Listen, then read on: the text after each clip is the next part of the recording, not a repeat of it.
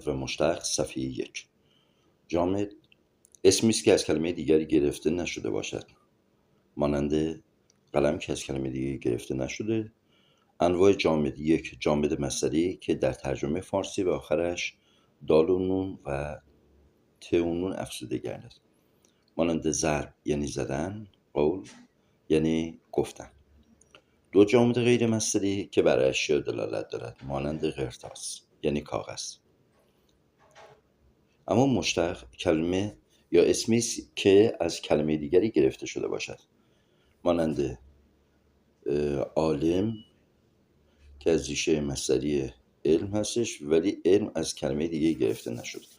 عالمی که از علم گرفته میشه مشتق، اما علم که از چیز دیگه گرفته نشده باشه میشه جامد مصدری.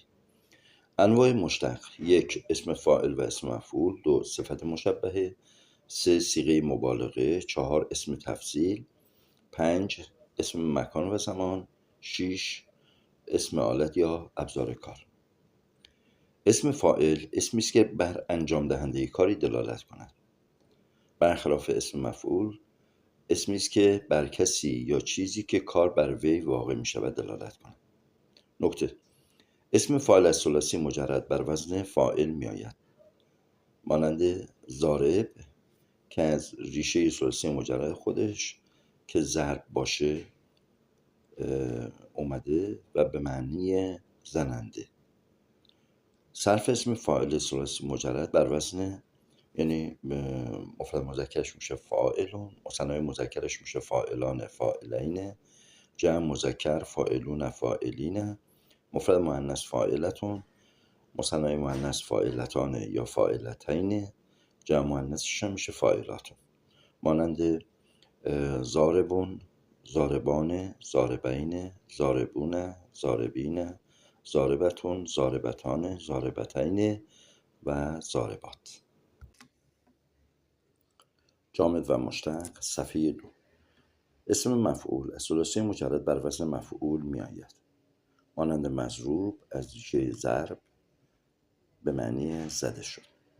صرف اسم مفعول ثلاثی مجرد مفرد مذکر مفعولون، مثنای مذکر مفعولان و یا مفعولین، جمع مذکر مفعولون و یا مفعولین، مفرد مؤنثش میشه مفعولتون، مثنای مؤنث مفعولتان و یا مفعولتین، جمع مؤنث مفعولات. نکته: اسم فاعل از ثلاثی مزید به این صورت ساخته می شود که در فعل مضارع مثلا یفعلو به جای حروف اتینه مو می آید و یه حرف مونده به آخر از ریشه کلمه کسره داده میشه که میشه مفعلو، مانند یکرمو که میشه مکرمو. یعنی به جای حروف اتینه مو و یک حرف مونده به آخر از ریشه کلمه یعنی عین الفعل را مکسور و در اسم مفعول مفتوح می نماییم. مثال دیگه: یصرفو مضارع باب تفعیل، اسم فاعلش میشه مصرف، اسم مفعولش هم میشه مصرف. یا اجتمعو که متکلم وحده مضارع باب افعال هست، اسم فاعلش میشه مجتمع، اسم مفعولش هم میشه مجتمع.